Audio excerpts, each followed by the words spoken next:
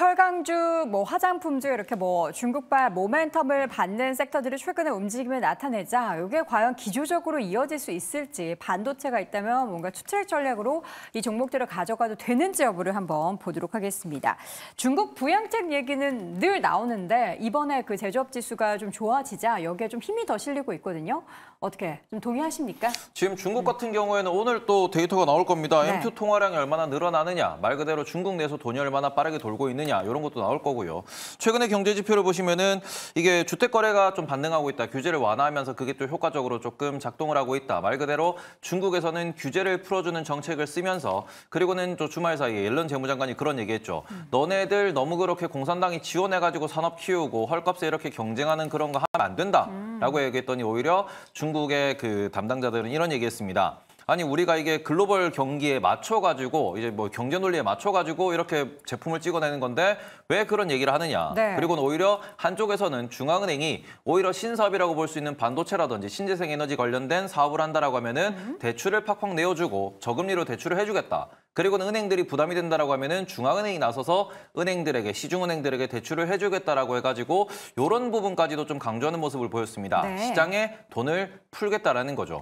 그러니까 이런 부분에서 제조업 경기가 좋은 것도 마찬가지고요. 그 부분에서 좀 더 공산당이 더 공격적으로 이렇게 마케팅을 하겠다, 지원을 하겠다라고 이야기가 나오다 보니까 중국 내에 돈이 많이 풀리고 있다는 건 팩트입니다. 다만 지금 그래서 경기가 올라오냐 그러면은 그게 아직 안 올라오고 있기 때문에 그래서 지금 중국에 대해서 긍정적으로 말씀하시는 분들은 공산당이 의지를 갖고 계속해서 밀어붙이고 있다. 이건 언젠간 돌아선다라는 시그널이지 않겠냐라고 이야기를 하고 있고 또 반대편에서 이야기하시는 분들은 안 된다. 중국에 지금 독이 풀려 있다. 이렇게도 이야기하기 때문에 이 부분은 좀 더 시간을 두고 지켜보셔야 될 것 같고 그래서 네. 우리나라 중국 관련주도 그렇게 힘이 강하지는 않다라고 보셔야 될 것 같습니다. 그러니까요. 화장품주 이야기할 때도 그때 우리가 중국 비중을 줄이고는 있지만 그래서 미국, 일본 쪽에 있어서 매출이 늘어나고 있어서 이게 중국도 그래도 그나마 좋아지고 미국, 일본이 더 좋아진다면 갈 거다라고 해서 한 1, 2주 정도 얘기를 했던 것 같은데 반짝 상승하고 좀 사그라들고요. 철강주를 이제 중국 모멘텀을 바라보기에는 좀 애매한 그런 구간도 좀 있는 것 같은데 어떻게 좀 두 업종을 바라보십니까? 과거에 이제 철강주를 우리가 바라볼 때 중국을 연결해서 봤던 시각은 중국의 유통 가격이 얼마냐에 따라서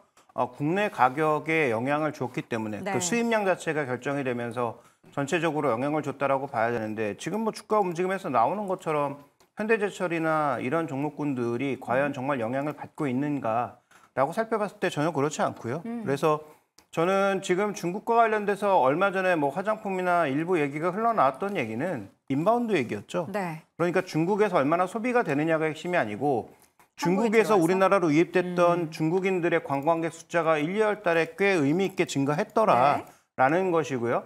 그래서 YOY로 비교했을 때 1월, 2월은 많이 늘었는데 그 늘어난 숫자의 대부분이 중국인이다라는 것이고 최근에 지하철 다녀보시면 아시겠지만 또 다시 중국 관광객들이 꽤 늘어난 걸 눈으로 확인하실 수 있습니다. 정확하게는 귀로 확인할 수 있는 거죠. 그래서 그런 부분들이 충분히 나타나고 있다라는 것을 저는 일단 생각해 볼 필요가 있겠고 그래서 가장 민감하게 움직인 종목이 뭐냐? 파라다이스죠. 알게 모르게 벌써 신고가입니다. 아, 그래요? 파라다이스 신고가고요. 그다음에 GKL도 지금 현재 고점에서 쉽게 밀리지 않고 있는 그런 모습이라는 거죠. 그래서 현재 움직이는 종목은 분명히 있었고 이것은 인바운드였기 때문에 중국이 좋아져서 이제 우리나라에 영향을 줄 수 있는 화학주, 철강주 이런 것들 없다고 봐야 되고요. 그래서 화장품도 원래 LG생활건강이 조금 뜨다가 LG생활건강은 오히려 많이 눌리고 있고 반대로 지금 아모레퍼시픽은 견조하게 흐름이 나타나고 있는데 아모레퍼시픽의 흐름도 결국은 인바운드라는 거죠. 네. 그래서 이 인바운드 쪽에 영향이 일부 있는 것이지 지금 중국의 소비나 중국의 제조업이 좋아지면서 과거처럼 국내에 영향을 드라마틱하게 미치는 업종은 없는 게 아닌가 이렇게 좀 봐야 될 것 같습니다. 변희일 교수님은 어떻게 보십니까? 영향 미치는 것은 굉장히 제한적으로 말씀하셨고요. 네. 우선은 3월 달에 좀 발표가 됐던 이 화장품 수출 데이터에 주목을 해볼 필요가 있는데 일단 전년 동기 대비 21.7%가 좀 증가됐다라고 좀 밝혀졌고 전반적으로는 이 중국향 부분이 17.1%가 증가됐다. 이 부분은 긍정적인 어떤 시그널이다라고 좀 보여지고 있는데 다만 중국향 의존도는 계속해서 좀 낮춰지고 있다는 점이 그래서 저는 가장 중국향 의존도가 높은 화장품 빅2였던 아모레퍼시픽이라든지 LG 생활건강의 경우에는 1분기 실적을 통해서 중국향 매출 비중이 얼마만큼 회복세를 좀 보이고 있는가 이 부분이 좀 관건이다라고 보고 있고 다만 전체적인 중국 소비 이슈가 또 뭐 경기 완화 관점에서 대한 소비 회복 이 부분에 관련된 시그널이라면 저는 화장품 섹터 안에서는 ODM사를 좀 더 주목하는 것이 맞지 않을까라고 좀 보고 있습니다. 네, 화장품 개별 브랜드를 가지고 있는 기업보다는 계속해서 이야기하지만 뭐 중소형 브랜드들이 워낙에 많이 나오고 있기 때문에 OEM, ODM사 쪽에 있어서의 집중 전략 말씀해 주셨습니다. 철강 쪽에 대한 우리 김장료 교수님의 네네. 의견도 궁금한데요. 사실 철강 쪽은 아까 지금 교수님 네. 말씀하신 것처럼 중국 쪽이 과거와 같은 그런 식의 부양 정책의 그 임팩트가 세지 않다고 가정하면은 빨리 올라오지 못해요.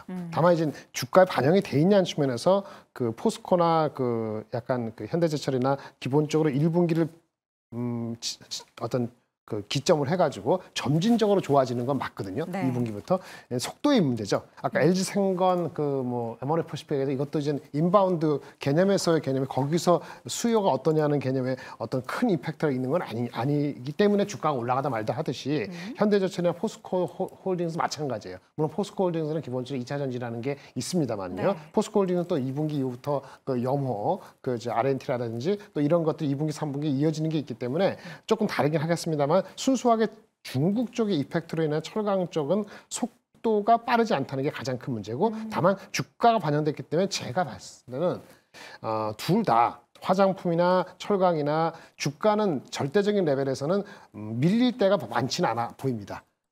좀 이따 말씀드린 뭐 LG전자도 말씀한 것 같은데 줍줍은 시점이 다르기 때문에 할 수는 있습니다만 굳이 이 주식들을 빨리 할 필요 있냐 그런 측면에서는 접근의 그 권고는 못하는 거고 갖고 계신 분들이 많지 않으면은 한번 올라올 때 팔 수 있는 기회가 있기 때문에 여기서 밀려서 팔거나 아니면 이제 포기하고 그럴 단계는 이미 지났기 때문에 조금 이제 바닥에 근접했다 이 정도로 저는 해석하고 있습니다. 네. 근데 중국에 대해서 한 가지는 우리가 좀 우려를 해야 되는 게 중국의 경기가 반등한다라는 부분에 있어서 우리가 지금 중국 경기 반등하면 경기 살아나고 수출 늘어나고 좋겠네. 라고 보실 수도 있으나 글로벌 관점에서는 지금 중국이 빠르게 살아나는 걸 오히려 부정적으로 보는 시각이 많습니다. 네. 왜냐하면 중국 같은 경우에는 워낙 소비도 많고 생산도 많기 때문에 중국의 경기가 빠르게 반등한다라는 거는 곧 다르게 해석하면은 인플레이션이 반등할 수 있다라는 거죠. 그렇기 때문에 오히려 금리 인하 시점이 늦어질 수 있다라는 점에서는 중국이 적절히 반등해야 된다라는 의견도 많다라는 점. 적당한 게 진짜 어려운 거 아닙니까? 그러니까 지금 연준이 어찌 보면은 뭐 글로벌 경기 모두가 네. 톱니바퀴가 매우 많은 상황에서 하나라도 잘못 돌면